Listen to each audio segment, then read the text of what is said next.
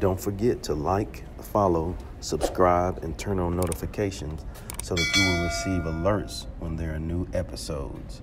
Go get it.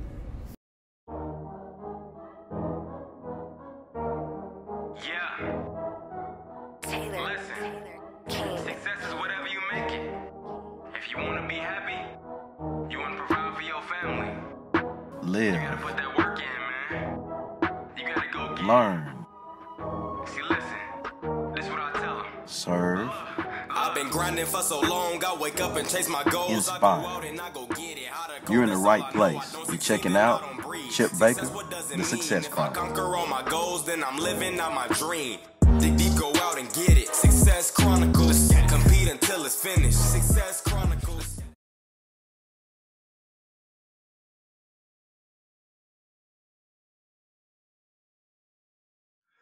Hey, what's up, everybody? This is Chip Baker coming to you with another episode of the Success Chronicles. And today we have Kimberly Hambrick with us. She is a great lady that is doing some really neat things to make a positive difference in the lives of others. She helps professionals with a proven system to minimize risk and move from success to significance.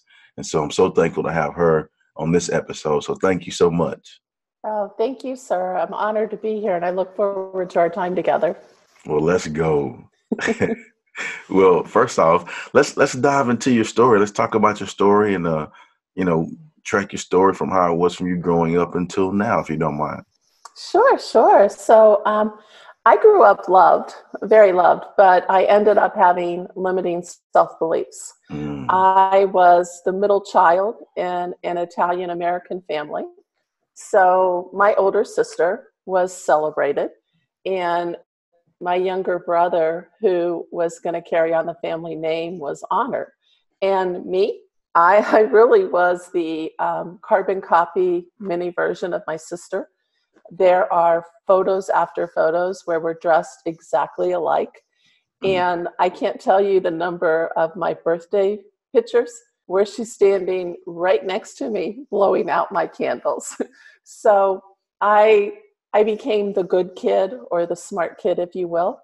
And I really felt like I failed my parents in a way, because they never really had to fight for me or stand up for me. And I was just determined to succeed and to be noticed. And I did. But along the way, Chip, I desperately wanted to have others tell me that I mattered. And I really carried that feeling well into my 40s. I continued to marginalize myself by failing to claim my own worthiness. I started to associate my worthiness with the roles that I played in my life, both personally and professionally. And I was known for my self-deprecating humor. And a lot of people knew that I suffered from limiting self-belief, and a couple of them, kind of took advantage of that. And I reached a point where I deserved better. And so I started to surround myself with amazing mentors and coaches. And for the first time, I intentionally worked on myself. And one of the things that I think was so eye-opening for me, I was challenged by one of my mentors to think about my I am statements. And what followed my I am was always negative, either consciously or subconsciously. I am not smart. I am not worth it, whatever that could be. And that was eye-opening for me. It was effortless that I spoke about myself that way. And I would never speak about somebody else that way. So we were asked to write 100 I am statements. And these statements were supposed to be positive and powerful and empowering. And I got to tell you, sir, I could have wrote the next best American novel before I wrote those 100 statements. It was difficult. Yeah. It was truly difficult, but I stayed with it. And along the way, I started to realize positive things about myself, and I started to believe them. And I got to a point where I no longer seek outside validation. I am enough. And That's it. that's simple, That's it. that's simple yet profound mindset shift is what allowed me to move forward.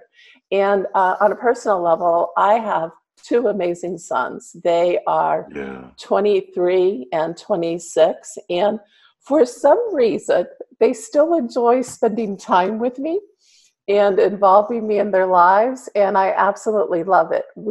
Our journey hasn't always been an easy one. There have been difficult bumps, but one of the things that I'm most proud of is that we've held on to our faith and our love for one another, and that's what moved us forward. That's where it's at. That faith is definitely the foundation and of where everything should start and end. Absolutely. You know? and absolutely. Yeah. I think, I don't know, amazing story, you know, as you discuss the whole limiting beliefs. I want to share this. I had a chance to hear a speaker speak to some kids, and he had them take out their phones and take a selfie of themselves. And then he said, you know, anytime you ever feel, you know, down or, you know, don't think you're, you know, good, well, just look at that picture and know that you are enough. Yeah, that's beautiful. Yeah, you know, and like, man, that's good stuff right there. That is. You know, you are enough. Like, you have the tools. The big man has blessed you with everything you need to be successful. You just have to believe that and go out and put the work in to make it happen. Absolutely. You know? And I thought that was really neat. And when you said that, it made me think about that. So I wanted to make sure I share that. Thank you. Yeah. What are 3 things you've accomplished in your life that you're proud of? You know, first and foremost, it's going to be my 2 sons. Yeah. I can honestly say to you that when my time is done on earth, if the only thing they say about me is I was their mom. Yeah. What a wonderful life that I've led. They're intelligent, they're funny, they're compassionate, they're confident, and they keep me humble. Just when I think I've got it all together, they let me know that I don't. They remind you well. Yeah, so I absolutely love that. And the other thing is, I think I'm most proud that I was able to, if you will, reset my life from living so long, even though I was successful, but living with those limiting self-beliefs, that I was able to make that mindset shift and that I'm able to live fully into my gifts. I believe exactly as you do that we are all fully resourced. We just might need someone to help us realize that and or hold us accountable to that higher vision. Yeah. And I never quit on myself. And it got difficult, but I never quit. So I'm most proud of that. And I think the third thing, that I'm known for my heart instead of my resume. And what I mean by that is that, people know that I care and they know that I'm a strong supporter of them. And like it or not, I'm consistent with who I am. And I'm very proud of that, because there have been moments in my life where it would have been very easy for me to close off my heart and not trust people. But if I did that, then I gave the power to the person that was causing me pain, and I'm not going to do that. Man, I love that. That was so beautifully stated. I love that people see your heart and, not know you for your heart, not your resume. Mm-hmm. I think that's awesome. I think when people know that you are genuine and that you truly care, your resume stacks organically. Yes, I agree. I mean, just great things just happen. As I was talking to you about the Success Chronicles, same thing. Like, the first steps were not, I'm gonna do this. I won't. It wasn't this. It was showing appreciation. Mm-hmm. Giving back and showing, being passionate about highlighting others. And so from that, just like the thing that you've done, so many amazing things have come from that, and it's truly a blessing. And it's awesome when you feel that you make a difference. Absolutely. You know, you and I connected on LinkedIn, and so LinkedIn is for business. And Yes. so many people are selling and sort of in your face with their business. And Hmm. that's not me. Yeah. I'm about the engagement and getting to know the people and creating the relationship. And if what I offer as my services somebody wants, then that's great. But That's a bonus. Yeah. the worst thing ever is to reach out to me and tell me what you think I need and why I need to buy it from you. Like, ease up, slow down. Okay. Yes. I'm in control of this over here. Hold on. Thank Yeah. you. That's why Yeah. I like you. You get Yeah. it. Hey, I understand. I'm there. Well, and another thing you said too was the magic C word, consistent. Consistency. Oh man, it's so key. I think consistency builds trust. It builds self-trust because you show to yourself and prove to yourself that you are enough. You are capable. You do things. You're capable of doing things the right way because you strive to be consistent.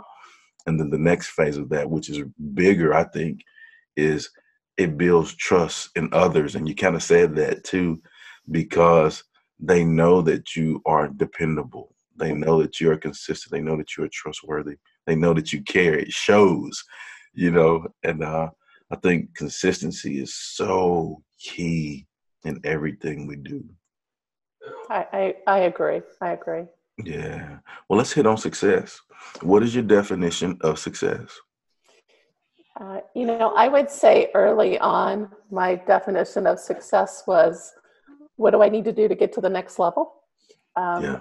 I would, using the C word, I was consistent every year in my performance review. Whatever they would say about me, I'm like, yeah. But what do I need to do to get to the next level? Right. And it was all focused inward. I heard John Maxwell one time speak, and I do work with John these days now, but one of the things that John says is success is when I add value to myself, and significance is when you add value to others. And I didn't want success anymore based on how I was defining it. I wanted significance. Hmm. I love that. And give me a second because I'm writing that down. Yeah, I don't know. When I add value to others, it's success and significance. Mhm. To myself, I'm sorry, success. But then when you add value to others, it's significance. Totally agree with that. Totally agree with that. Yeah, Well, I'll tell you what, that John Maxwell's a smart guy. man, that guy is capital amazing. All of it. Absolutely. Well, let's do this. What's your favorite John Maxwell book? Oh, so many. Oh, yeah, But yes, yeah, I mean, but I would honestly say, and I'm in my kitchen, so I don't have them handy, yeah, but probably one of my favorites, just based on where I came in my life, is No Limits, mm, which is blowing the lid off of your capacity. yeah, And that was something that was just really helped me. And the other one, developing the leader within you. yes. That's good. That's a good Yeah, one too. because I believe, one of the things that I say that I do, that I design empowered leaders. That's what I do. And I believe that we all have leadership abilities. And so that book from John just gives such a great blueprint for how to develop your own leadership ability, because you have to develop yourself first. You have to have that highest sense of self-awareness about yourself before you can actually go out and help others and grow them. Yes, and that's one thing I really love about his books is really he gives you the blueprint. Mm-hmm. Like some things you have to sift through to, okay, what is the meaning? Okay, what is that? Like, no, bam, he hitting you with the blueprint, bullet points, Yep. explanations with it, all of that. And really all you have to do is highlight and apply. And apply. Apply it. Apply is Yeah. so key. Yeah. So many people are a sponge and they absorb that information. But until you actually implement and apply it in your world, it's not going to happen. Or it doesn't happen that way for me, I will say. Right. And mine is the 15 Valuable Laws of Growth.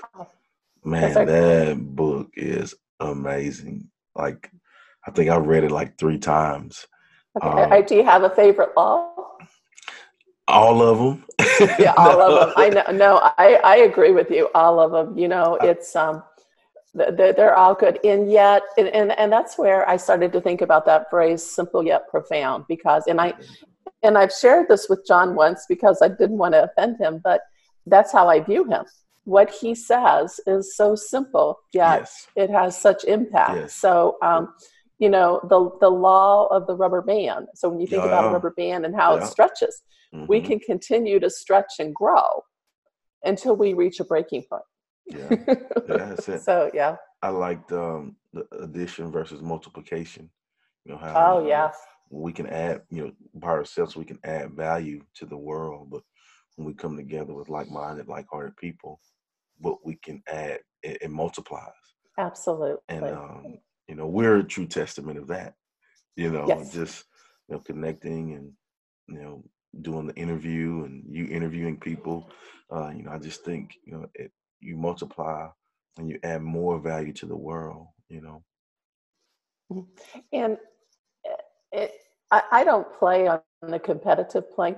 I mean, I truly believe that there is so much in the world that we all have to offer. And to be perfectly honest, it's a lot more fun collaborating with like-minded people. Yes. Even though I spent my whole life, and I can tell you now I'm good, I'm better when I'm with other people. Yes. Yeah, I like that. Well, before we get off, if you don't mind sharing with the audience where they can go follow you and check you out and show you some love with the things you have going on. Oh, thank you. So I told you a few years ago, I started my own company, and you are now all going to realize the creative genius that I am, because my company name, Kimberly Hambrick Consulting. So all you have to do is look for Kimberly Hambrick Consulting, and you're going to find me.